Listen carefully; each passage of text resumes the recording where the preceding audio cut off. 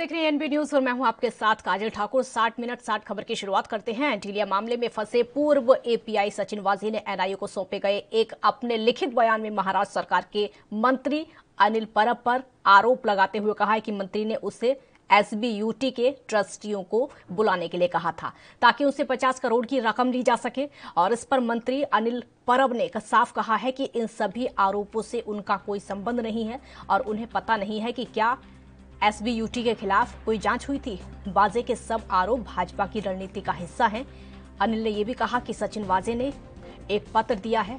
उस पत्र में उन्होंने कहा है कि जून अगस्त 2020 में मैंने फोन किया और एसबीयूटी के ट्रस्टियों को बुलाने और उनसे 50 करोड़ रुपए वसूल करने के लिए कहा। एक अन्य आरोप यह है कि मैंने उनसे 2 करोड़ रुपए के लिए कहा था, लेकिन वाजे ने ये क्यों नहीं बताया कि पिछले साल जून में क्या हुआ था। परब ने कहा कि कमिश्नर ने अपने लेटर में ये सब नहीं लिखा। जब जांच के लिए सीबीआई आ गई तो वो अब क्यों बोल रहे हैं। ये साफ है कि वाजे को कुछ करने के लिए मजबूर किया जा रहा है। सरकार को बदनाम करने के लिए ऐसा किया जा रहा है। वो जोर जोर से चिल्ला रहे हैं कि सरकार के ज्यादा से ज्यादा विकेट गिरने वाले हैं।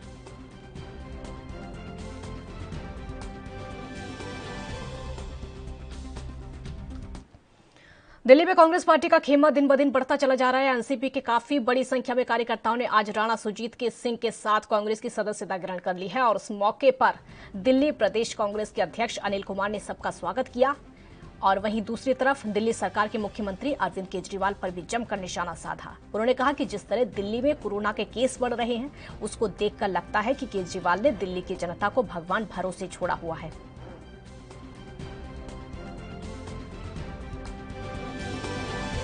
जो इसको इम्प्लीमेंट करने जा रहे हैं वो इस तरह का ढोंग रच रहे हैं। जिस दिन ये पार्लियामेंट में लाया गया बिल था, ये कांग्रेस पार्टी की सबसे पहले जंतर मंतर पे गई और कांग्रेस पार्टी इसके खिलाफ न केवल सड़कों पे उतर रही है, कांग्रेस पार्टी घर घर जाकर के इसके खिलाफ आंदोलन कर रही है। कांग्रेस का कार्यकर्ता, कांग्रेस की ये सोच रही है कि युवाओं को आप लोकतंत्र मजबूत करने के लिए वोट का अधिकार देते हैं।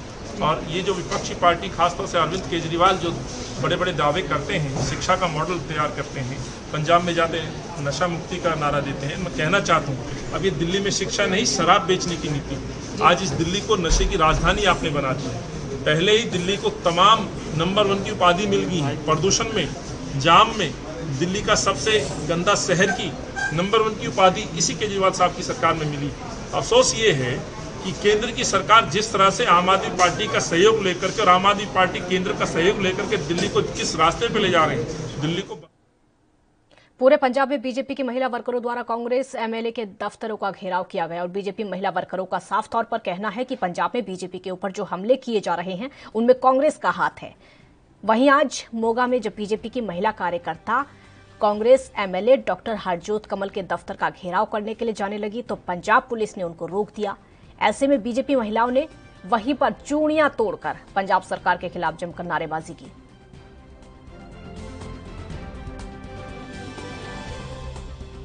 कुछ भी मलोट ਦੇ ਵਿੱਚ ਹੋਇਆ ਬੋਰ ਦੇ ਐਮਐਲਏ ਨਾਲ ਉਹ ਬਹੁਤ ਸ਼ਰਮਨਾਕ ਹੈ।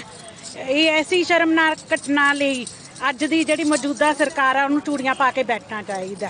ਇਹ ਜੀ ਸ਼ਰਮਨਾਕ ਘਟਨਾ ਅੱਜ ਤੱਕ ਕਦੇ ਨਾ ਹੋਈ ਹੈ ਨਾ ਹੋਣੀ ਚਾਹੀਦੀ ਹੈ। ਲੇਕਿਨ ਸਰਕਾਰ ਦਾ ਕਹਿਣਾ ਹੈ ਜੀ ਪੁਲਿਸ ਪਰਚਾ ਦਰਜ ਕਰ ਚੁੱਕੀ ਹੈ, ਅਰੈਸਟ ਹੋ ਚੁੱਕੇ ਉਸ ਤੋਂ ਬਾਅਦ ਵੀ ਬੀਜੇਪੀ ਵਾਲੇ ਜਾਣਬੁੱਝ ਕੇ ਮਾਹੌਲ ਖਰਾਬ ਕਰ ਰਹੇ ਹੈ। ਨਹੀਂ, ਇਹ ਮਾਹੌਲ ਖਰਾਬ ਨਹੀਂ ਹੈ। ਅਸੀਂ ਆਪਣੀ ਆਵਾਜ਼ ਉਠਾ ਰਹੇ ਹਾਂ। ਜੋ ਵੀ ਗਲਤ ਹੋਇਆ ਉਹਦੇ ਵਿਰੁੱਧ ਉਹ ਆਪਣੀ ਕਾਰਵਾਈ ਕਰ ਰਹੇ हैं कानूनी कार्रवाई। हरियाणा के स्वास्थ्य मंत्री अनिल विज ने मीडिया से बातचीत में कहा कि प्रधानमंत्री वीडियो कॉन्फ्रेंस के बाद आंशिक लॉकडाउन लगाने का फैसला लिया जा सकता है। स्वास्थ्य मंत्री ने यह भी कहा कि सभी अस्पतालों को तैयार रहने का आदेश दिया गया है। हरियाणा में कोरोना मृत्यु दर 1.07 है और अभी कंट्रोल में है। उन्होंने कहा कि कोविड नियमों के पालन को सख्ती से लागू किया जाए।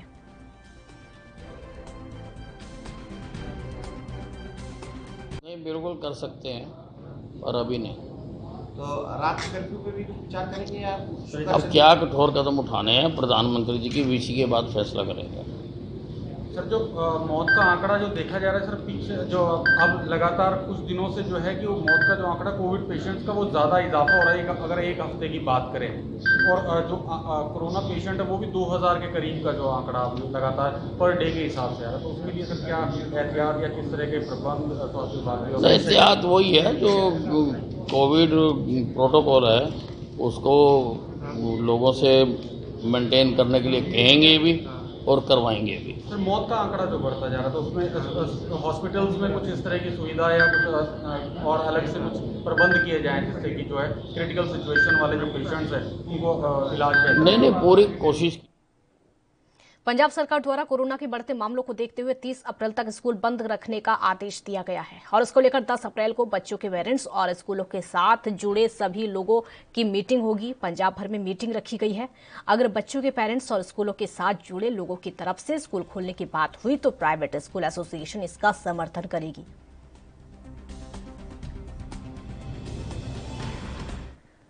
और वहीं उत्तर प्रदेश में कक्षा 10वीं और 12वीं की बोर्ड परीक्षाओं की नई तारीख का ऐलान हो गया है। नए शेड्यूल के मुताबिक यूपी बोर्ड हाई स्कूल और इंटरमीडिएट की परीक्षाएं 8 मई से शुरू होंगी। जानकारी के मुताबिक इससे पहले ये परीक्षा 24 अप्रैल से शुरू होनी थी। यूपी बोर्ड हाई स्कूल यानी 10वीं की परीक्षा 8 मई से शुरू होकर 25 मई तक चलेगी, जबकि इंटरमीडिएट यानी 12वीं की परीक्षाएं 28 मई को समाप्त होंगी। पंचायत चुनाव के चलते 24 अप्रैल को अब यूपी बोर्ड के एग्जाम जो हैं 8 मई से करने का फैसला लिया गया है। माध्यमिक शिक्षा विभाग की ओर से सभी अधिकारियों को नकल विहीन परीक्षा के लिए पत्र जारी किया गया है। अब यूपी बोर्ड परीक्षा सीबीएसई और आईसीएसई बोर्ड परीक्षाओं के साथ होंगी। आपको ये भी बता दें कि सीबीएसई बोर्ड परीक्षा 4 मई से शुरू होंगी, 14 जून को समाप्त होंगी। आईसीएसई बोर्ड परीक्षा 5 मई 2021 से शुरू होने जा रही है। आपको ये भी बता दें कि यूपी पंचायत चुनाव के कारण परीक्षाओं को मई में आयोजित किया जा रहा है। दरअसल यूपी पंचायत चुनाव के लिए मतदान प्रक्रिया 30 अप्रैल तक खत्म होने की संभावना है, जिसके बाद परिणाम 3 या 4 मई 2021 तक घोषित होने की उम्मीद है। महाराष्ट्र में बढ़ते कोरोना के मामलों के बीच में मुंबई की अगर बात करें तो यहां पर उत्तर भारत के प्रवासी जो हैं अपने राज्यों की तरफ वापस लौटने लगे हैं। ऐसे में मुंबई रेलवे स्टेशन पर यात्रियों की भीड़ को देखते हुए मध्य रेलवे ने बिहार और उत्तर प्रदेश के लिए कई स्पेशल सुपरफास्ट एक्सप्रेस ट्रेनें चलाने का निर्णय लिया है। रेलवे के मुताबिक ये ट्रेनें पूरी तरह से आरक्षित श्रेणी की होंगी। इस ट्रेनों में कन्फर्म टिकट वाले यात्रियों को ही सफर करने की उम्मीद होगी। यात्रा करने के दौरान यात्रियों को कोविड-19 नियमों का सख्ती से पालन करना होगा। कोरोना संक्रमण के प्रकोप के चलते केंद्र सरकार ने वैक्सीनेशन पर जोर देने की तैयारी अब शुरू कर दी है। केंद्र सरकार दफ्तरों में भी वैक्सीन लगाने की तैयारी में है। केंद्र सरकार ने इस संबंध में राज्यों और केंद्र शासित प्रदेशों को इस संबंध में तैयारी का निर्देश भी दे दिया है, जिससे कि 11 अप्रैल से ये सुविधा शुरू की जा सके। केंद्र सरकार के मुताबिक ये सुविधा उन दफ्तरों में मिलेगी जहां 100 पात्र या वैक्सीन के इच्छुक कर्मचारी होंगे। केंद्रीय स्वास्थ्य सचिव ने राज्यों के मुख्य सचिवों को पत्र लिखकर इस बारे में जानकारी दी है। पत्र में लिखा गया है कि फॉर्मल पेशे, मैन्युफैक्चरिंग और अन्य सेवाओं के सरकारी और निजी दफ्तरों में 45 साल से ज्यादा की उम्र वाले कर्मचारियों के वैक्सीनेशन के लिए यह फैसला लिया गया है। पत्र में कहा गया है कि राज्यों के प्रशासन की मदद से वैक्सीनेशन अभियान को तेज और प्रभावी बनाने की लगातार कोशिश जारी है। कोरोना वैक्सीनेशन अभियान को और तेज बनाने, साथ ही ज्यादा से ज्यादा लोगों तक वैक्सीन पहुंचाने के लिए केंद्र सरकार दफ्तरों में भी वैक्सीनेशन सेशन की शुरुआत कर सकती है। ऐसी जगहों पर जहां पर लगभग 100 पात्र कर्मचारी हैं, उन जगहों को कोविड वैक्सीनेशन सेंटर के तौर पर टैग किया जाएगा। और अब आगे बढ़ते हैं और बात करेंगे कोरोना के बढ़ते मामलों की, जहां पर बैठक के दौरान डॉक्टर हर्षवर्धन ने कोविड-19 के बढ़ते मामलों के लिए बड़ी बड़ी शादियों, स्थानीय निकाय चुनाव, किसान आंदोलन के दौरान कोविड प्रोटोकॉल का पालन न करना सबसे बड़ी वजह बता दी है। और इसी कड़ी में किसान नेता बलवीर सिंह ने डॉक्टर हर्षवर्धन के इस बयान पर पलटवार किया है। क्या कुछ कहा है, आपको सुनवाते हैं। सेहत मंत्री श्री हर्षवर्धन ने किसानों के ऊपर कमेंट किया है कि वो मोर्चे पे बैठे हुए मास्क नहीं पहनते, इसलिए कोरोना का डर है।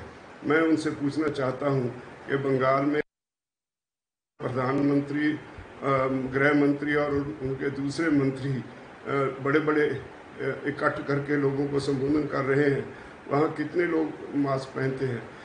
वो हमें ये भी समझ में आ रहा है कि अगवाओं को। उत्तर प्रदेश के अयोध्या में पंचायत चुनाव की तैयारियां अंतिम चरण में हैं। जिला निर्वाचन अधिकारी और जिलाधिकारी अयोध्या ने पंचायत चुनाव और कोविड-19 को लेकर गाइडलाइंस जारी कर दी हैं। अयोध्या जिले की अगर बात करें तो यहां पर प्रथम चरण में 15 अप्रैल को मतदान होना है, जिसके बाद आज प्रत्याशी को चुनाव चिन्ह आवंटित किए गए। अयोध्या में संवेदनशील बूथों पर अतिरिक्त पुलिस फोर्स लगाई जा रही है। जिलाधिकारी और एसएसपी केंद्रों का जायजा लगातार ले रहे हैं। इसके साथ ही 2 मई को मतगणना के दिन भी मतगणना स्थल पर मजिस्ट्रेट और पुलिस फोर्स तैनात की जाएगी।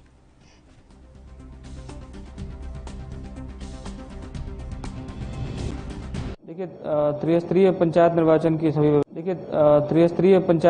की सभी व्यवस्थाएं समय से चल रही हैं।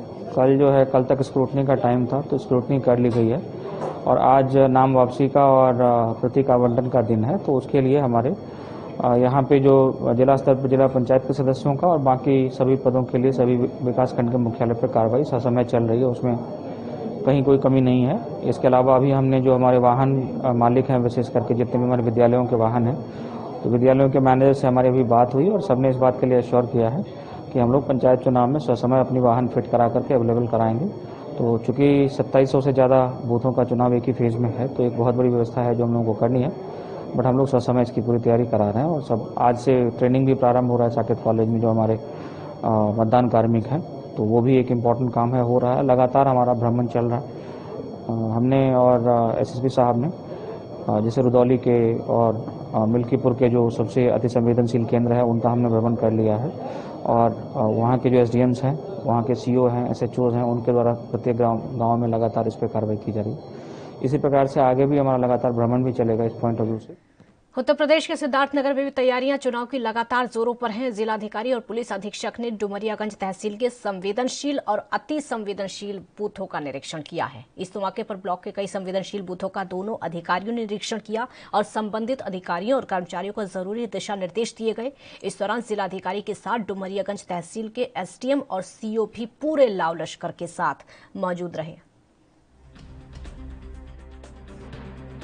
देखिए, जैसा आप अवगत है कि जनपद सिद्धार्थनगर में तीसरे चरण में चुनाव है जो 26 तारीख को है।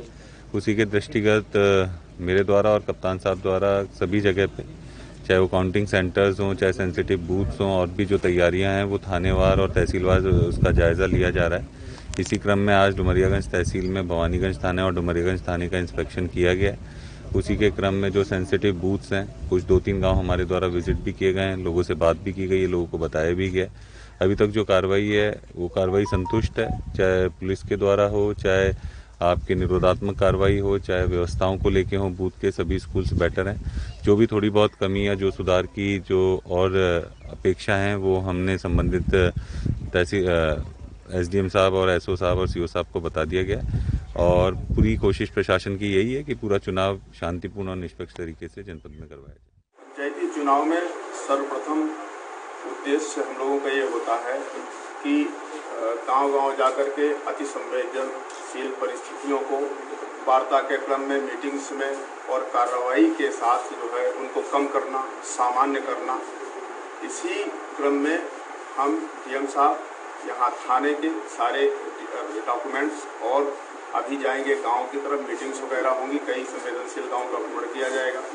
सीमावर्ती जितने भी गाँव हैं जहाँ पर, वहाँ भी जो है मीटिंग्स के माध्यम से उन संवेदनशीलता को कम करने का प्रयास किया जा रहा है। सारी पुलिस को ब्रीफिंग। और महाराष्ट्र में पालघर के तारापुर औद्योगिक क्षेत्र के मेसर्स में पूजा केमिकल कंपनी में आदिवासी कामगार मजदूर की करंट लगने से मौत हो गई, जिससे कंपनी में काम कर रहे कर्मचारियों में हड़कंप मच गया। अब मामले में सवाल उठता है कि कब तक भ्रष्टाचारियों की मिलीभगत से औद्योगिक सुरक्षा में ढील दी जाएगी और वार्षिक सर्वे में कंपनियों को दी जाने वाली रिपोर्ट की कमियां हैं, क्यों पूरी नहीं की जाती। नाका कामगार है, आदिवासी है, और वो वहाँ बिगारी काम के लिए उसको लेके गए थे और काम करते वक्त वाइब्रेटर से उसको शॉक लगा और उस शॉक की वजह से उसको वहाँ हॉस्पिटलाइज किया, लेकिन उसका डेथ हो गया था। और उस वक्त उसको पीएम के लिए बॉडी लेके गया था, पुलिस पंचनामा चल रहा था। इन बिटवीन उसके जो रिलेटिव थे और गारगांव के पुलिस पाटिल और वहाँ के जो माजी सरपंच थे, इन दोनों ने मुझसे कांटेक्ट किया कि ऐसे हुआ है और आप इस पर ध्यान दो। सो मैंने तुरंत वहाँ कंपनी में विजिट किया। कंपनी में विजिट करने के बाद वहाँ से तारापुर पीएम सेंटर में गया और वहाँ जाने के बाद कंपनी मैनेजमेंट से बात किया। शुरुआत में कंपनी मैनेजमेंट थोड़ा पीछे हट रही थी, लेकिन मैंने जब उनके ऊपर प्रेशराइज किया कि उनको कहा कि इंसानियत के नाते आपको इसमें उस फैमिली को मदद करनी चाहिए, और मेरे कहने के बाद कंपनी ने 5 लाख का मुआवजा उनको देने का तय किया है। मुंबई से सटे पालघर जिले के तारापुर औद्योगिक क्षेत्र के 36 प्लॉट नंबर पर एक मजदूर की मौत हो गई है। कामगार यहां पर आया था, दैनिक मजदूर था, वो असंगठित कामगार था, जहां पर कंपनी में काम करने आया था, वहीं पर उसे करंट लगने से मौत हो गई। कंपनी प्रशासन ने इस मामले में किसी को भी जानकारी शुरुआत में नहीं दी, परंतु जब मीडिया को पता चला तो मीडिया ने इस मामले को गंभीरता से लिया और स्थानीय लोगों को बताया, तब जाकर यह मामला उजागर हुआ और यहाँ पर मजदूर के से जो मुआवजा देने की बात हुई, वहाँ पे कुछ लोकल स्थानिक लोगों ने उसके लिए प्रयास शुरू किया। कंपनी का कहना है कि बिजली का करंट लगने से मौत हो गई, तो क्या बिजली का करंट के पहले इलेक्ट्रिकल इंस्पेक्टर से इसकी जांच नहीं करवाई गई थी? बिना जांच कराए यहाँ पे मजदूर को कैसे काम करने दे दिया गया? ये एक अपने आप में बड़ा सवाल है। कैमरामैन रुफ्तार खान के साथ अशद शेख, ANB न्यूज, बोईसर। यहाँ पर एक ब्रेक का वक्त है, आप देखते रहिए ANB न्यूज।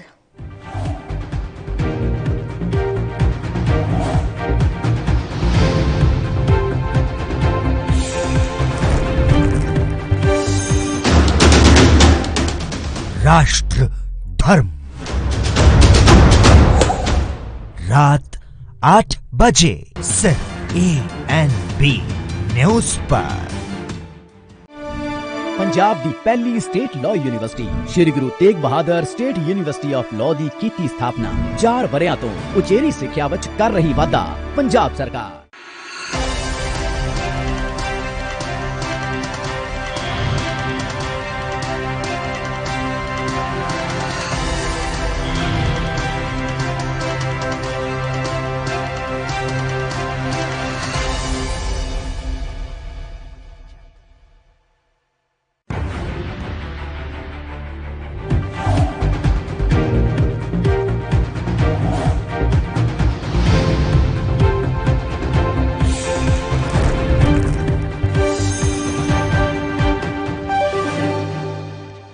ब्रेक के बाद एक बार फिर स्वागत है आपका। बुधवार को मुख्तार पंजाब की रोपर जेल से यूपी पहुंचा। यूपी पहुंचते ही मुख्तार को बांदा जेल में शिफ्ट किया गया। फिलहाल माफिया मुख्तार को जेल की बैरक नंबर 15 में शिफ्ट कर दिया गया है। और आपको बता दें कि मुख्तार एम्बुलेंस में परेशानी महसूस कर रहा था, जिस कारण उसका मेडिकल चेकअप कराया गया, जिसमें यह पाया गया कि उसका ब्लड प्रेशर बढ़ा हुआ था।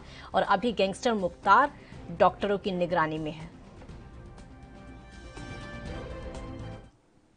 उत्तर प्रदेश महिला आयोग की सदस्य प्रियवंदा सिंह तोमर ने सदस्य पद और बीजेपी पार्टी से इस्तीफा दे दिया है। तोमर ने बीजेपी और राज्य सरकार पर गंभीर आरोप लगाए हैं। बीजेपी प्रदेश कार्यकारिणी के सदस्य रही तोमर ने कहा है कि राज्य में महिलाओं को इंसाफ नहीं मिल पा रहा है और भ्रष्टाचार भी लगातार चरम पर है।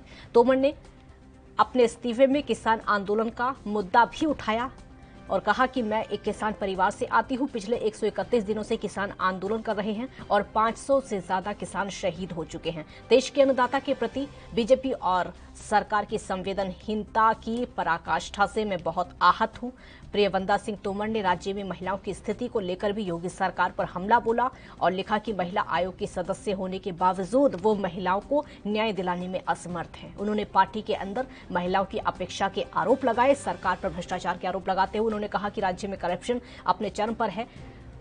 शुभ होकर मैं पार्टी की सदस्यता और सभी पदों से त्याग पत्र दे रही हूं। इसी के साथ नैतिकता के आधार पर राज्य महिला आयोग के सदस्य के पद से इस्तीफा देती हूं।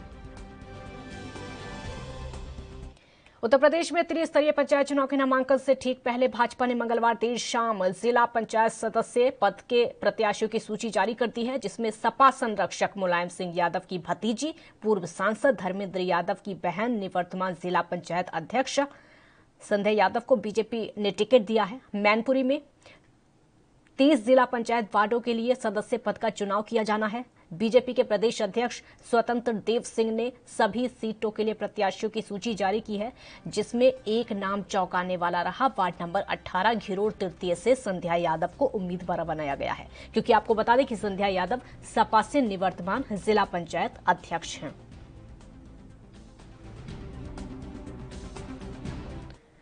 तेज आंधी और बारिश की वजह से खराब हुई लाखों की फसल को भारी नुकसान हुआ है। बरनाला के किसान परेशान हैं। किसानों का कहना है कि बीती रात तेज आंधी और बारिश की वजह से उनकी 30 लगभग फसलें बर्बाद हो चुकी हैं और अगर बारिश और हुई तो ज्यादा नुकसान का सामना करना पड़ सकता है। तेज आंधी की वजह से फसल पूरी तरह से गिर चुकी है और सैकड़ों एकड़ की जमीन की फसल प्रभावित हुई है। उनकी कटाई में भी 2 गुना लेबर का खर्च पड़ेगा।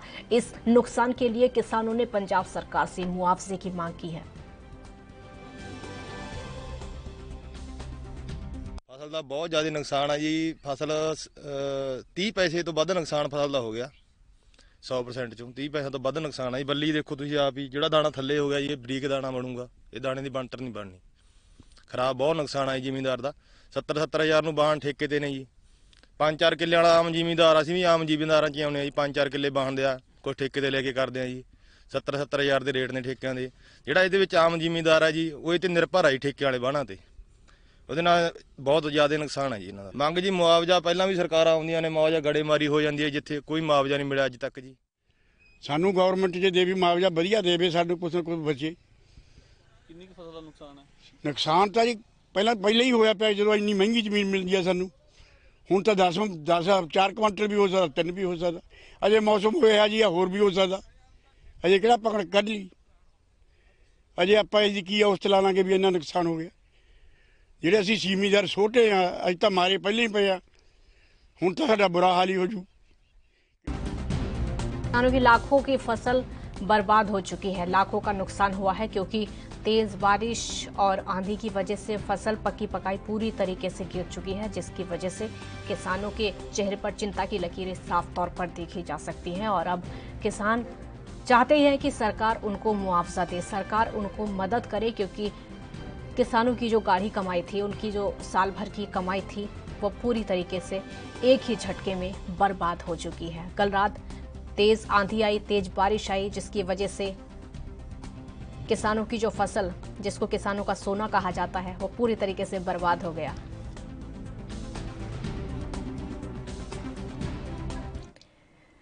उत्तर प्रदेश के अलीगढ़ में ट्रैफिक पुलिस ने हेलमेट न पहनने की वजह से कार का 1000 रुपए का चालान काट दिया है। पूरे मामले पर एसपी ट्रैफिक का कहना है कि ई चालान से बचने के लिए लोग नंबर प्लेट बदल रहे हैं, जिससे कार का चालान हेलमेट हो गया। आपको बता दें कि गलत नंबर प्लेट का अभियान चल रहा है, जिसमें 5000 रुपए का जुर्माना भी है।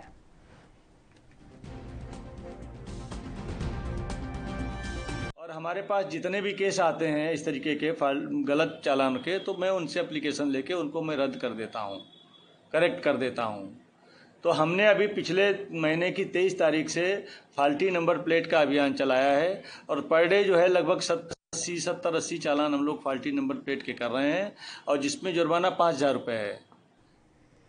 उत्तर प्रदेश के लखनऊ में कोरोना संक्रमण का विस्फोट हुआ है। लखनऊ के किंग जॉर्ज मेडिकल यूनिवर्सिटी में कुलपति डॉक्टर विपिन पुरी और चिकित्सा अधीक्षक डॉक्टर हिमांशु कोरोना संक्रमित हो गए हैं। साथ ही संस्थान के 39 अन्य डॉक्टर भी पॉजिटिव हुए हैं। आपको बता दें कि सर्जरी विभाग में 20 डॉक्टर संक्रमित पाए गए हैं, जबकि यूरोलॉजी विभाग में 9 डॉक्टर कोरोना पॉजिटिव मिले हैं।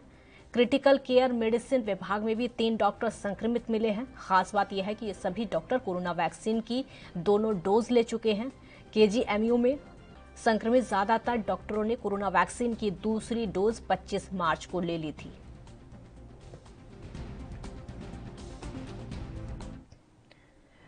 देश भर में एक बार फिर से कोरोना संक्रमण लगातार बढ़ता चला जा रहा है और उसकी वजह से लोगों की लापरवाही भी सामने आ रही है। कोरोना संक्रमण को रोकने के लिए जो हिदायतें स्वास्थ्य विभाग द्वारा जारी की गई हैं, लोग उनका कड़ाई से पालन नहीं कर रहे हैं। पिछले साल की अपेक्षा इस साल कोरोना संक्रमण के मामलों में 3 गुना ज्यादा इजाफा हुआ है, जो जिले के लिए चिंता का विषय है। स्वास्थ्य विभाग द्वारा लोगों से बार बार अपील के माध्यम से कोरोना हिदायतों का पालन करने के लिए प्रेरित किया जा रहा है। इस दौरान deputy CMO doctor Ashok Kumar ने बताया कि रेवाड़ी जिले में सरकारी और प्राइवेट अस्पतालों में 45 साल से ज्यादा उम्र के लोगों को टीका लगाने के लिए 50 सेंटर बनाए गए हैं। अब तक रेवाड़ी जिले में 79,000 लोगों को कोरोना के टीके लगाए जा चुके हैं।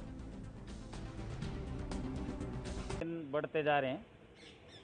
हमारे यहाँ पे भी कल भी केस निकले हैं, पहले भी हमारे केस निकलते रहे हैं, रोज़ाना 2-3 निकलते थे, अब 2 दिन से 9-10 केस निकल रहे हैं। इसलिए लोगों से मेरी अपील है कि भीड़ भाड़ भरे स्थान पर ना जाएं, घर से बाहर निकलें तो मास्क का उपयोग ज़रूर करें, सोशल डिस्टेंसिंग का पालन करें और अपने जो हाथ हैं वो साबुन से या सैनिटाइज़र से धोएं। लापरवाही बरत रहे हैं, जनता बरत रही है लापरवाही, क्योंकि जिस हिसाब से पिछले साल केस आ रहे थे, इस समय जितने आए थे उससे 3 गुना के लगभग केसेज आ रहे हैं। अगर यही का कहर लगातार बढ़ता चला जा रहा है। बहुत जागरूक करने की कोशिश स्वास्थ्य विभाग की तरफ से भी की जा रही है, सरकार की तरफ से भी जागरूक करने की कोशिश लगातार की जा रही है। 3 गुना केस पिछले साल की अपेक्षा इस साल बढ़ते हुए नजर आ रहे हैं। हरियाणा के रेवाड़ी की अगर बात करें तो यहाँ पर स्वास्थ्य विभाग पूरी तरीके से अलर्ट पर है।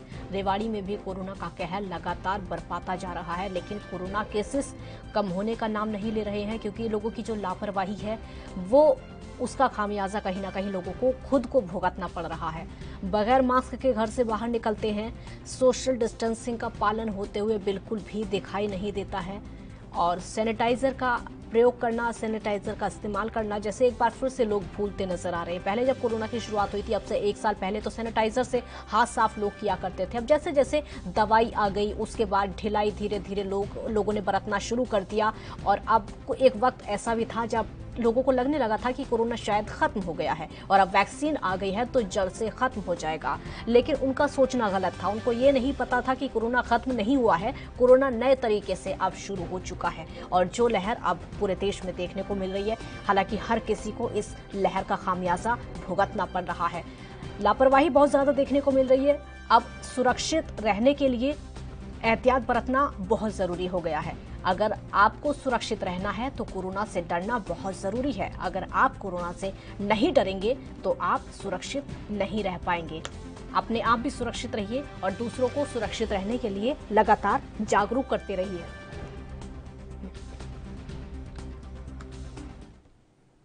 यहां पर एक ब्रेक का वक्त है, आप देखते रहिए ANB न्यूज।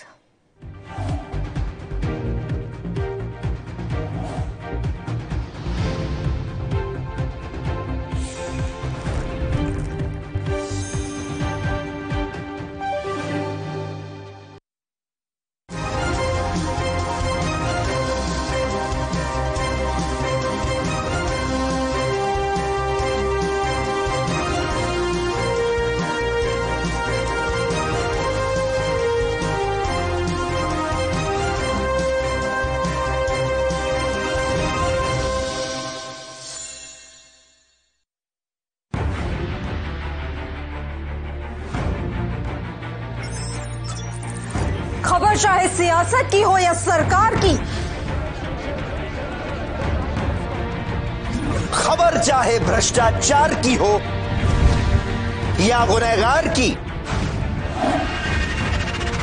दिन भर में क्या रहा देश जगत का हाल, किस मुद्दे ने बनाई किसकी सरकार, रखते हैं हम सब पर नजर, पहुंचाते हैं हम हर खबर। हम हैं ANB न्यूज़। नौजवान पीढ़ी ਨੂੰ ਫੌਜ ਵਿੱਚ ਭਰਤੀ ਦੀ ਤਿਆਰੀ ਕਰਵਾਉਣ ਲਈ Sardar Bahadur Amin Chand Soni armed forces preparatory institute ਦੀ ਸਥਾਪਨਾ ਹੁਸ਼ਿਆਰਪੁਰ ਜ਼ਿਲ੍ਹੇ ਵਿੱਚ ਕੀਤੀ ਜਾ ਰਹੀ ਹੈ। 4 ਵਰ੍ਹਿਆਂ ਤੋਂ ਦੇਸ਼ ਪ੍ਰੇਮ ਦੀ ਭਾਵਨਾ ਪ੍ਰਫੁੱਲਤ ਕਰਦੀ ਪੰਜਾਬ ਸਰਕਾਰ। राष्ट्र धर्म रात 8 बजे सिर्फ ANB न्यूज़ पर।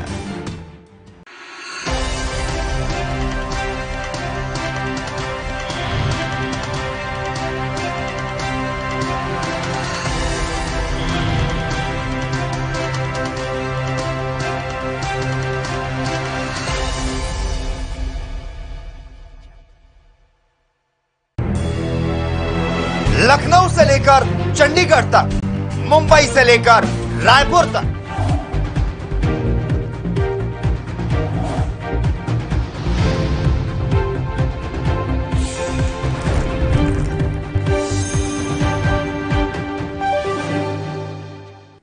ब्रेक के बाद एक बार फिर स्वागत है आपका। तो कोरोना संक्रमितों की संख्या में लगातार इजाफा होता जा रहा है। हरियाणा के यमुनानगर जिले में 135 नए कोरोना संक्रमित मामले सामने आए हैं। इसमें बिलासपुर के राजकीय वरिष्ठ माध्यमिक विद्यालय में 10 केस मिले हैं, जिनमें 7 छात्र, 2 शिक्षक और मिड डे मील वर्कर्स हैं। स्वास्थ्य विभाग ने स्कूल की छुट्टी करा दी है। संक्रमितों को होम आइसोलेट किया गया है। प्रिंसिपल मुकेश शर्मा ने कहा है कि स्कूल में परीक्षाएं और प्रैक्टिकल एग्जाम चल रहे हैं। स्कूल में नियमों का पालन कराया जा रहा है। वहीं बिलासपुर एसएमओ का कहना है कि सभी जितने भी स्कूल हैं, स्कूल के सभी छात्रों और स्टाफ के सैंपल लिए जाएंगे। वहीं मंगलवार को 2 कोरोना संक्रमितों की मौत भी हुई। इनमें चंदाखेड़ी की एक रहने वाली बुजुर्ग थी, जिसकी मौत हुई। जैसे कि इस विद्यालय में बच्चों की चेकिंग हो रही है, तो उस चेकिंग के दौरान कई बच्चे, हमारे 6-7 बच्चे पॉजिटिव पाए गए और 2 टीचर भी हमारे पॉजिटिव पाए गए हैं। तो हम जैसे एग्ज़ाम भी चल रहे हैं हमारे, तो एग्ज़ाम में और प्रैक्टिकल दोनों साथ साथ हैं, तो सोशल डिस्टेंसिंग का हम पूरा ध्यान रख रहे हैं। और हमने सुबह आते ही क्या कराते हैं कि स्कूल में सर्वे करा देते हैं, और जो भी नॉर्म है इसके कोरोना कोविड के, उसको अपना रहे हैं हम। एक्चुअली मेरे विद्यालय के बच्चे जब अंदर आते हैं तो सब के सब बच्चे मास्क लगाते हैं, लेकिन मैं भी देखता हूँ, उनको टोकता भी हूँ कि जैसे बच्चे गेट से बाहर जाते हैं तो फिर अपने उसी लाइन में आ जाते हैं, वो मास्क उतार के अपने बैग में रख लेते हैं। उनको बार बार टोका जाता है और थोड़ा सा उनको समझाया जाता है। हाँ, मेरी यही माँ बाप से भी यही अपील है कि इन बच्चों को आप भी समझाएं। देखो, माँ बाप का भी रोल, बहुत बड़ा रोल होता है टीचर के साथ साथ। तो जिस तरह से बच्चे मेरे विद्यालय में ये मास्क का प्रयोग करते हैं और सैनिटाइजर का प्रयोग करते हैं, इस तरह से वो घर में भी मास्क को लगाएंगे, घर से बाहर आएँ। और इसमें कोई बताना चाहूँगी कि सरकारी स्कूल में हमें खबर मिली थी कि एक टीचर पॉजिटिव आया है, तो हमने अपनी टीम को, जैसे संदीप कुमार है, सोनिया हैं और मेरे टीम मेंबर्स हैं, उनको हमने शनिवार को 3 तारीख को यानी स्कूल में सैम्पलिंग करने के लिए भेजा। जो बच्चे थे और टीचर्स थे स्कूल में, उनकी सैम्पलिंग करने के लिए भेजा। तो अब उसमें से आज रिपोर्ट आई है, काफ़ी उसमें 7 बच्चे और 2 टीचर पॉजिटिव पाए गए हैं। तो हमारी टीम है, हमने ये कराया प्लान। अब पूरा हम दोनों स्कूल हैं, सरकारी स्कूल हैं, उनमें कल सैम्पलिंग की योजना बना रहे हैं उनमें जाने के लिए, ताकि बाकी बच्चे सुरक्षित रहें। ठीक है, जो बच्चे हैं जो कोरोना पॉजिटिव आए हैं वो बाकी औरों को ना संक्रमित कर दें। तो ये हम पूरी टीम है हमारी, तैयारी से वहाँ जाएंगे। और मैं ये सबको दे रही हूँ एडवाइस, बेशक वैक्सीनेशन आ गई है इसकी, मगर मास्क बहुत जरूरी। रोहतक में पिछले तकरीबन 400 साल से प्राचीन शीतला माता मंदिर में मेले, भंडारे और सरोवर से मिट्टी निकालने की परंपरा लगातार दूसरे साल नहीं होगी। बीते साल कोरोना संक्रमण के बाद मंदिर बंद रहने का फैसला लिया गया था। इस बार भी प्रशासन की हिदायतों को देखते हुए सभी आयोजनों पर पूरी तरह से रोक लगा दी गई है। मंदिर प्रबंधन ने मंदिर बंद रखने का फैसला लिया। जो भी आयोजन हो उनको रोक दिया गया। माता दरबार स्थित प्राचीन शीतला माता मंदिर में मेले का आयोजन नहीं होगा। कोविड 2019 के बढ़ते मामलों को देखते हुए श्री शीतला माता मंदिर सेवा समिति ने मंदिर बंद करने का फैसला लिया है। सोमवार को बैठक करके फैसला लिया गया और ये कहा गया कि जो भी मेले और भंडारों के आयोजन होते थे वो स्थगित रहेंगे। मंदिर के महंत थानेश्वर दास ने भी कहा कि समाज सुरक्षित रहे, ये हमारा सबसे पहले फर्ज है। चैत्र मास के जो मेले हमारे हर साल लगते हैं, वो 31 तारीख का पहला बुधवार मेला लग चुका था और दूसरा मेला था श्री सातम 3 तारीख शनिवार का। वो भी हमारा मेला अच्छा लगा। एतवार को भी बढ़िया मेला रुका था। सोमवार को फिर हमारा मेला चल रहा था। पहले हम डीसी साहब से पता करके आए थे कि हम मेला लगाएं ना लगाएं, तो डीसी साहब ने कह दिया था कि अभी कोई कोरोना की ऐसी वो नहीं है, आप अपना मेला लगाइए, पुलिस प्रशासन हम आपको देंगे, आप इंतजाम रखिए। हमने वो मेले सही चलाए। कल नई गाइडलाइन आई 5 तारीख से, तो उसमें ये आदेश आए हैं कि कोरोना महामारी के चलते बीमारी ज़्यादा बढ़ रही है और जितने भी मंदिर हैं धार्मिक समाज के या सामाजिक प्रोग्राम है, उसमें 500 आदमी खुले ग्राउंड में होने चाहिए, उससे ज़्यादा नहीं होने चाहिए। और हमारे यहाँ जगह भी कम है। जगह कम होने की वजह से हमारे मंदिर में भीड़ भी बहुत अधिक रहती है और हमने रास्ता बहुत अच्छा बनाया हुआ है, एक आदमी निकल के जा रहा है, ज़्यादा धक्का मुक्की भी नहीं होती। तो कल फिर नई गाइडलाइन आई, उसके अनुसार फिर हम डीसी साहब को लेटर लेके आगे कि हम ये। देश भर में लगातार कोरोना मरीजों में इजाफा होता जा रहा है और वहीं हरियाणा के पीजीआई रोहतक के इन्फेक्शन कंट्रोल कमेटी सदस्य आईसीएन सुमन रांगे ने कहा कि अगर हम अपने हाथों को लगातार सैनिटाइज करेंगे और मास्क को सही तरीके से पहनेंगे तो कोरोना संक्रमण से काफी हद तक बचा जा सकता है। हाथों में ग्लव्स, मुंह पर मास्क पहनने से दिमाग फिट रहेगा। ऐसे में हमें किसी तरह से कोई परेशानी नहीं होगी। आईसीएन ने यह भी बताया कि नर्सिंग सुपरिटेंडेंट के दिशा निर्देशन में नवनियुक्त स्टाफ नर्सों को प्रशिक्षण देने के लिए 1 सप्ताह का ट्रेनिंग कार्यक्रम रखा गया है, जिसमें तकरीबन 22 स्टाफ नर्सों के बैच बनाए गए हैं, जिन्हें 1 दिन की ट्रेनिंग दी जा रही है। और उन्होंने ये भी कहा कि ये ट्रेनिंग नवनियुक्त स्टाफ के लिए ऐसी महामारी में बेहद अहम मानी जाती है, क्योंकि अब कोविड महामारी का तेजी से प्रचार हो रहा है। ऐसे में सभी नवनियुक्त स्टाफ नर्सों की कोविड में ड्यूटी लगाई जाएगी। उन्हें संक्रमण से बचाने में ये प्रशिक्षण अहम भूमिका निभाएगा। पलवल में NH-19 पर मुटकंडी थाने के बाहर खड़े होमगार्ड और एक सब इंस्पेक्टर घायल हो गया है। तेज रफ्तार कार ने दोनों को टक्कर मारी। टक्कर लगने से होमगार्ड और सब इंस्पेक्टर गंभीर रूप से घायल हो गया, जिनको इलाज के लिए निजी अस्पताल में दाखिल कराया गया। होमगार्ड ने, अगर शिकायत की बात की जाए तो शिकायत पर उनकी कार के नामजद चालक के खिलाफ मुकदमा दर्ज करके कार्रवाई शुरू कर दी है।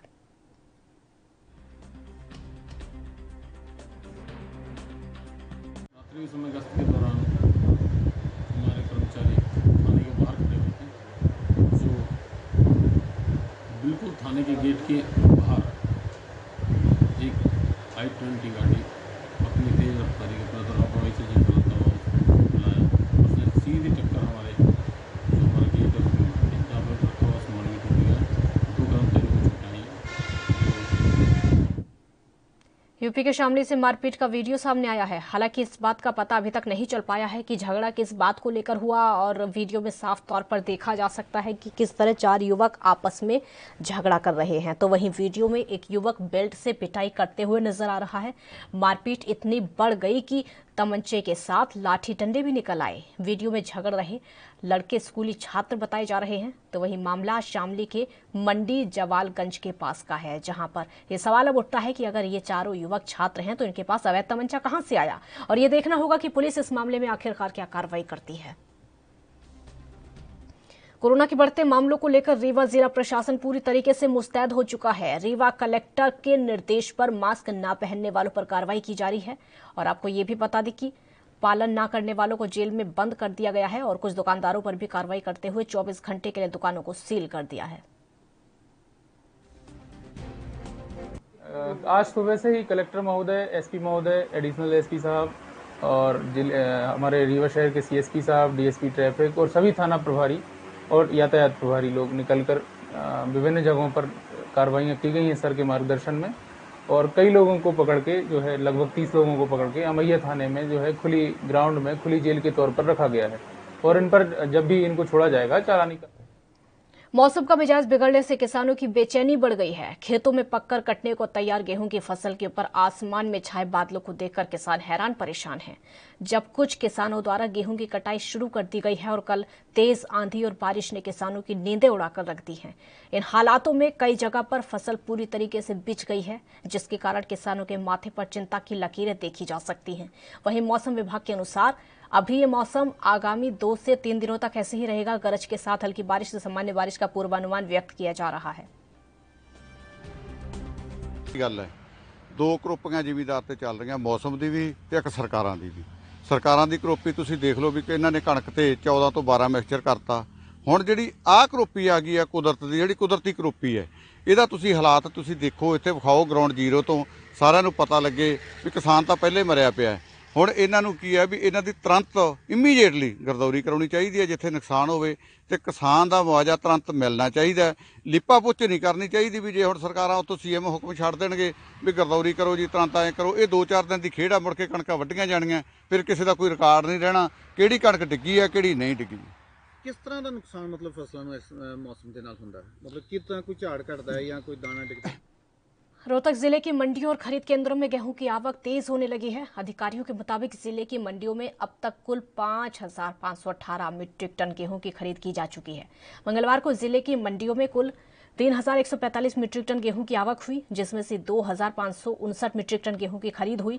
वहीं सोमवार तक जिले की कई मंडियों में 2,959 एमपी गेहूं खरीद की दर्ज की गई। सरकार की ओर से गेहूं के लिए 1,975 रुपए प्रति क्विंटल और सरसों के लिए 4,650 रुपए प्रति क्विंटल न्यूनतम समर्थन मूल्य की घोषणा की गई।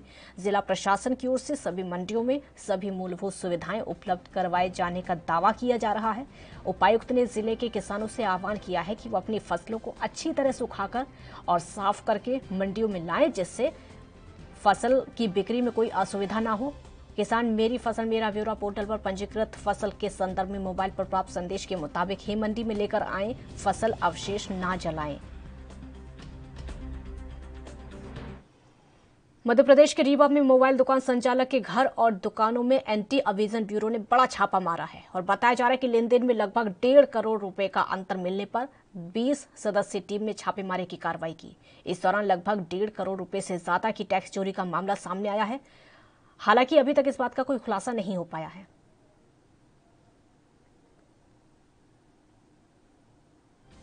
कार्रवाई हुई है वो जय ट्रेडर्स जो फर्म्स है, इनकी 2 दुकानें हैं, एक जस्ट इसके साइड में है और एक जहां पर आप खड़े हुए हैं वो 2 दुकानें हैं। प्रोप्राइटर जो है वो सौरभ डिपानी जी हैं, उनके द्वारा ही दोनों फर्में चलाई गई।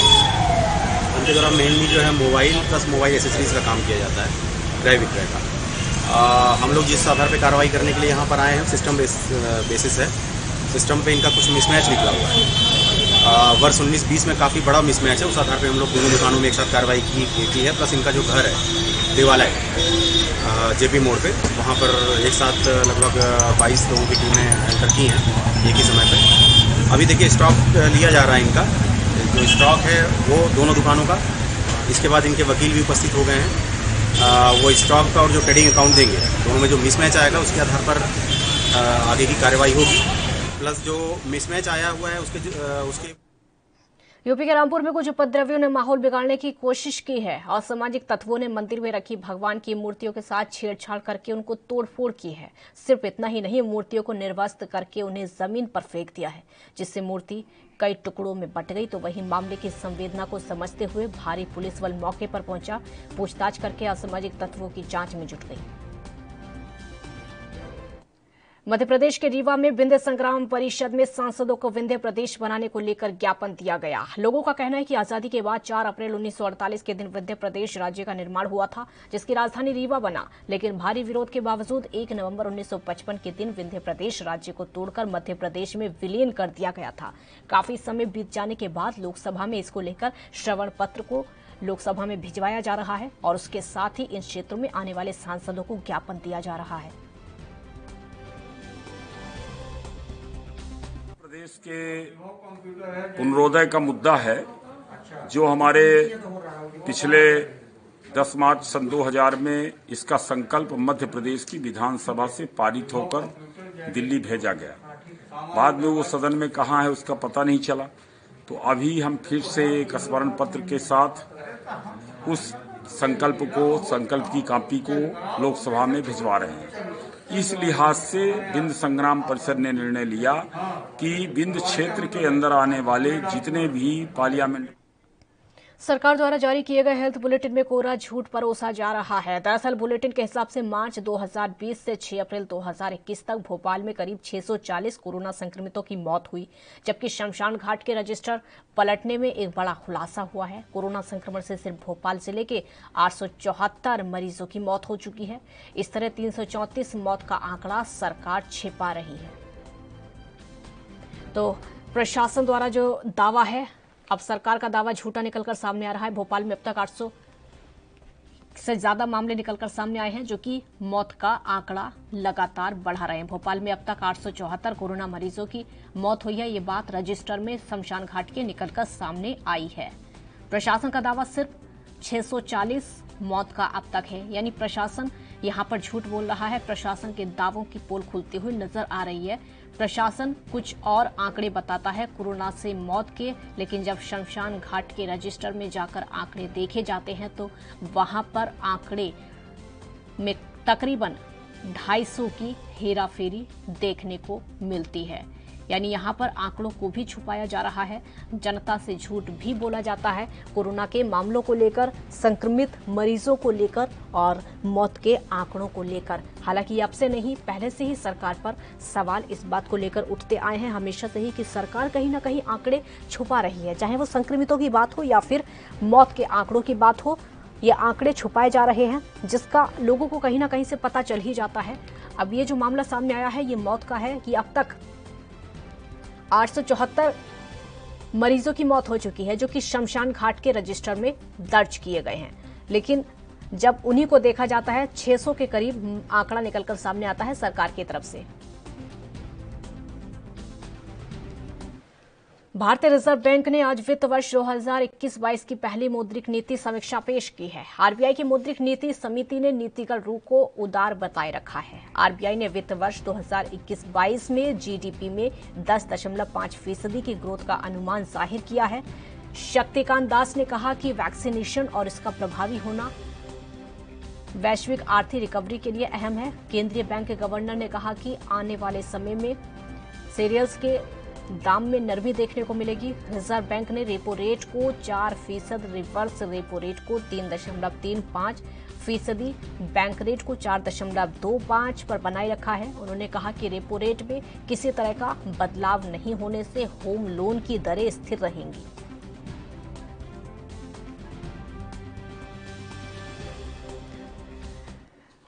फिलहाल यहाँ पर एक ब्रेक का वक्त है, आप देखते रहिए एएनबी न्यूज।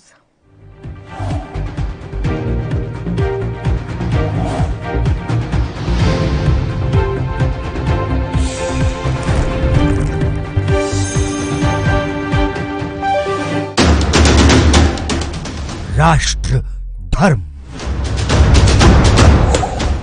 रात 8 बजे सिर्फ एएनबी न्यूज़ पर।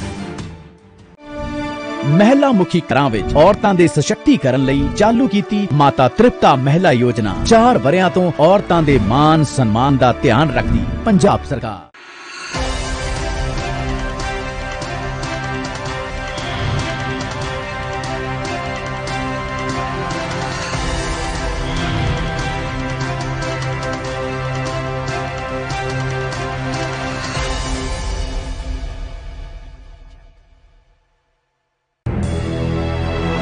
लखनऊ से लेकर चंडीगढ़ तक, मुंबई से लेकर रायपुर तक, क्या है राजनीति की हलचल, क्या है समाज का मिजाज।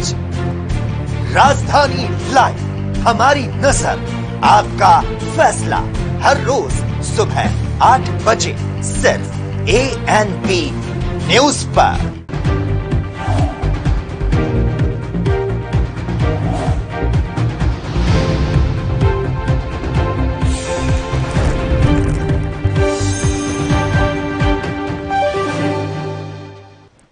ब्रेक के बाद एक बार फिर स्वागत है आपका। तो पलवल के गांव नगला एहसानपुर में पुलिस टीम पर लाठी डंडे और ईंट पत्थरों से किए गए जानलेवा हमले में 9वें आरोपी को भी पुलिस ने गिरफ्तार कर लिया है। गिरफ्तार किया गया आरोपी नाबालिग लड़की से दुष्कर्म और पुलिस पर किए गए हमले का मुख्य आरोपी है। पुलिस ने आरोपी से 4 दिन की रिमांड अवधि के दौरान चोरी की बाइक और मोबाइल फोन बरामद किए हैं। आपको बता दें कि मुखबिर की सूचना के आधार पर पुलिस ने आरोपी को पलवल के बस स्टैंड से पकड़ा। आरोपी की पहचान नगला एहसानपुर के निवासी नसीम के रूप में हुई है। नसीम के खिलाफ फरवरी 2021 में नाबालिग लड़की को अगवा करके उससे दुष्कर्म करने का मामला दर्ज किया गया था। नसीम को पकड़ने के लिए जब पुलिस की टीम गांव पहुंची, गांव वालों ने लाठी डंडों, ईंट और पत्थरों से पुलिस पर जानलेवा हमला किया। हमले में पुलिसकर्मी घायल हो गए और कई गाड़ी क्षतिग्रस्त हो गई थी। पुलिस पर हमला करने के आरोप में पुलिस ने 22 नामजद और 10 अज्ञात हमलावरों के खिलाफ मामला दर्ज कर लिया है। घटना को लेकर 8 आरोपियों को पहले ही गिरफ्तार करके जेल भेजा जा चुका है। वहीं आरोपियों की गिरफ्तारी के लिए उनके ठिकानों पर दबिश दी जा रही है। तो वहीं आरोपी नसीम को अदालत में पेश करके 4 दिन की रिमांड पर लिया गया। ये दिनांक 25/2 को एक मामला सामने आया था जिसमें आरोपी था नसीम सनत मजीद निवासी नंगला एहसानपुर, जिसने एक नाबालिग बच्ची के साथ दुष्कर्म का मामला संज्ञान में लाया था। तो उसमें दौरान तफ्तीश हमारी टीम नंगला एहसानपुर में आरोपी की गिरफ्तारी की गई हुई थी, जहाँ पर गाँव के कुछ सामाजिक तत्वों ने, सारथी तत्वों ने पुलिस के साथ मारपीट की और पुलिस की गाड़ी की थी। उसके उपरांत उसमें हमने 8 गिरफ्तारी पीछे की थी। ये हमारा 9वां आरोपी था, जिसको हमने 2 तारीख को गिरफ्तार किया था। और यह हमारे जो मुकदमा था बच्चे के साथ दुष्कर्म वाला, उसमें अहम और मुख्य आरोपी था, जिसको हमने गिरफ्तार किया है। गिरफ्तारी के बाद इससे वारदात में की गई मोटरसाइकिल और वारदात में यूज़ किया गया मोबाइल बरामद है। 4 दिन का इसको पुलिस रिमांड पर रखा गया था। आज इसको पेश किया गया है। बाकी जो आरोपियों की गिरफ्तारी उसी की तस्दीक की। सर इस मामले में कितने आरोपी और थे?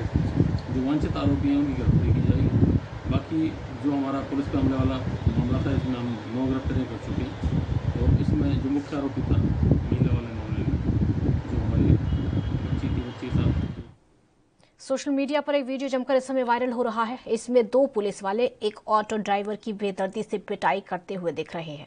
आपको बता दें कि वीडियो मध्य प्रदेश के इंदौर का बताया जा रहा है, जहां ऑटो ड्राइवर को मास्क ना पहने देख पुलिसकर्मियों ने उसकी जमकर पिटाई कर दी। वीडियो में दिख रहा है कि 2 पुलिसकर्मी बीच सड़क पर व्यक्ति को पहले उसे जमीन पर पटकते हैं, फिर लात घूंसों से उसकी पिटाई करते हैं, जिसके बाद कांग्रेस के विधायक संजय शुक्ला ने दोनों पुलिसकर्मियों को बर्खास्त करने की बात कही है। और जब ये वीडियो एसपी तक पहुंचा तो एसपी ने दोनों पुलिसकर्मियों को तत्काल प्रभाव से निलंबित कर दिया।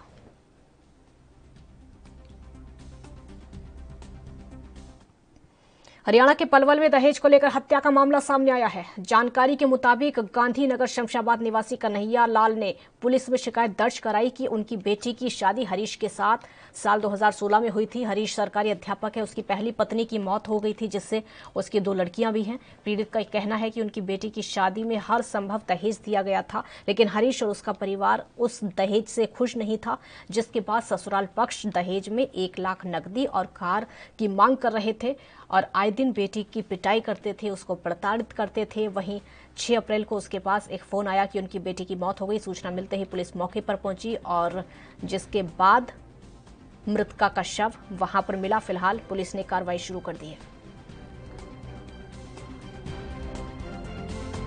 लड़की ने तो उसके मतलब 5 तारीख थी, 4 को मैं गया जी। लड़की को मैं पैसा दे के आया खर्चा के लिए, दूध के लिए, बच्चे के लिए। जब लड़की ने बहुत सारी बात बताई जी। क्या बताया था आपको? क्या कहा? जी तो चाचा मुझे तंग कर रहे हैं, या तो यहाँ से कसिया, नहीं तो 1-2 दाम खत्म कर देंगे जी। ये किसने कहा था उससे? ये 3 जब देवरानी, सास, हरीश और देवर और सुसाब 5 मिल के आए थे जी। और जो मकान मालिक था जी, जो मालिक लिया था, ये मुल्ला है जी, वो घर लौट का। उसके बाद मैं वहाँ पहुँचा जी। और क्या शंका है आपको, क्या हत्या की है बेटी की? है जी, हाँ बेटी की हत्या की है जी, मिल के 5 दिन। आपस में मियां बीबी का तुलसा का और हरेश कुमार का आपस में पिछले करीब 2 सालों से किसी बात को लेकर डिस्प्यूट चल रहा है, डिस्प्यूट है। तो डाइवर्सन का मैटर भी इनका माननीय कोर्ट में विचाराधीन है। और जिस पर इन्होंने कोर्ट के आदेश अनुसार या पता नहीं कैसे सामने, अभी तो इन्वेस्टिगेशन मैटर पेंडिंग है इन्वेस्टिगेशन का। और जिस मकान में रहती थी उस मकान को भी मास्टर हरेश ने सेल कर दिया। तो कुछ पता लगने पर इसने जो है ना, कल सामने बात अभी तक यही आई, प्रथम दृष्टया से इसने हैंगिंग का मामला है। सिद्धार्थनगर के सिंचाई विभाग के उपकेंद्र परिसर में पुलिया बनने का काम चल रहा था। बुधवार को सीमेंट की बोरियां लादते समय हाई टेंशन तार की चपेट में आने से 2 मजदूर घायल हो गए, जिनका इलाज जिला अस्पताल में चल रहा है। घायलों में से एक की हालत गंभीर बताई जा रही है। सिंचाई विभाग के अधिकारी ने बताया कि नहर का काम किया जा रहा था और सीमेंट लोड हो रहा था कि हाई टेंशन तार की चपेट में आने से 2 लोग बुरी तरह झुलस गए। कर रहा था मेरे डिवीजन के बगल में हमारा स्टोर है, वहाँ पे सीमेंट लोड वहाँ हो रहा था और सीमेंट लोड होने के बाद कर रहे थे मजदूर। इसके बाद में तार हाई टेंशन तार ऊपर था, तार टच हो गया उसको, इसके बाद उसको करंट मार दिया, वो झुलस गया। इसके बाद हमें खबर हमारे चौकीदार थे मिला कि आ जाइए सर। जाके मौके पर देखे तो यहीं पता चला था, तो फिर हम लोग तुरंत हॉस्पिटल पहुँचाए इसको। तो इसमें कितने लोग झुलसे? 2 लोग झुलसे। इस समय हालत क्या बता रहे? ठीक है, एक लोगों की हालत ठीक है, एक लोग काफी झुलस गए हैं।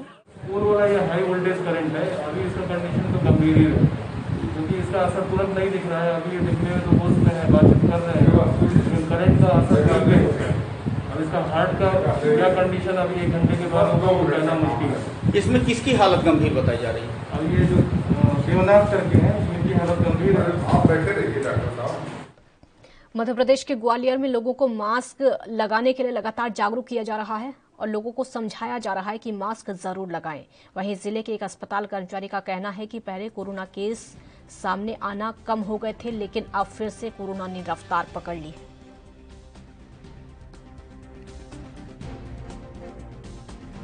लॉकडाउन के बाद जो आस पड़ोस के क्षेत्र हैं वहाँ से सामान्य बीमारियों के मरीज आना कम हो गए थे, जैसे भिंड, मुरैना, उत्तर प्रदेश, राजस्थान या और बाकी के जो एरिया हैं, तो ज़्यादातर फोकस कोरोना के ऊपर था और स्टाफ भी वहाँ लगा था। लेकिन आज की स्थिति में आप देखिए करीब 3000 के आसपास की ओपीडी है और सारे अन्य बीमारियों से संबंधित, चाहे वो हड्डी रोग हो, चाहे न्यूरोसर्जरी न्यूरोलॉजी हो, चाहे कार्डियोलॉजी हो, चाहे मेडिसिन हो, चाहे सर्जरी हो, ऑब्स्टेटिक गायनी हो, पीडियाट्रिक्स हो, सारे विभाग पूरी तरह से फुल चल रहे हैं और स्टाफ जो हमारा है वो वहाँ का वहाँ लगा हुआ है। उसके साथ साथ आज देखिए कि आज काफ़ी सारे मरीज हमारे जो कोरोना के आ रहे हैं उसी स्टाफ से हमें उसका भी ट्रीटमेंट करना पड़ रहा है, तो ये लोड बहुत ज़्यादा हो गया है इस बार। देखें कि आज हमने 5000 चालान का लक्ष्य रखा है। जो कोई गवर्नमेंट इंस्टीट्यूशन में मास्क नहीं लगाएगा उस पर भी कार्रवाई करेंगे, दुकानदार नहीं करेंगे उस पर भी करेंगे। आज FIR भी हो रही सुबह से हमारी 4-5 FIR। यूपी के बहराइच के गांव में ग्रामीण आज सुबह अपने खेतों में गेहूं की कटाई कर रहा था, तभी अचानक तेंदुए ने उस पर हमला कर दिया, जिसमें लगभग आधा दर्जन से ज्यादा लोग घायल हो गए। सूचना पर पहुंची विभाग की टीम वहां पर कॉम्बिंग कर रही है और पद चिन्हों के आधार पर तेंदुओं की तलाश जारी है। घटनास्थल पर भारी संख्या में पुलिस फोर्स पहुंचा। सूर्य प्रकाश वर्मा, सोबतिया, 10 लोग घायल हैं। ये सुबह बाथरूम गए थे, उधर अपने खेत से गेहूँ कटाई हो रहे भाई गए थे, वही सब मर गया। किसने हमला किया? तेंदुए ने। कई लोग घायल हैं? 10 लोग। अच्छा, यहाँ बहराइच कितने आए हैं और कितने क्या? 6 यहाँ आए हैं बहराइच जिला अस्पताल, 2 सामुदायिक स्वास्थ्य केंद्र शिवपुर और 2 नानपुर। अच्छा, ये कैसे पता चला आप लोगों को? सुबह जब ये लोग गए तो वही लोग जब थोड़ा शोरगुल हुआ तो गांव के लोग दौड़े, तभी बचाव। अच्छा, कितने की हालत गंभीर बनी? 60 मिनट 60 खबरें फिलहाल इतना ही। आप देखते रहिए ANB न्यूज। नमस्कार।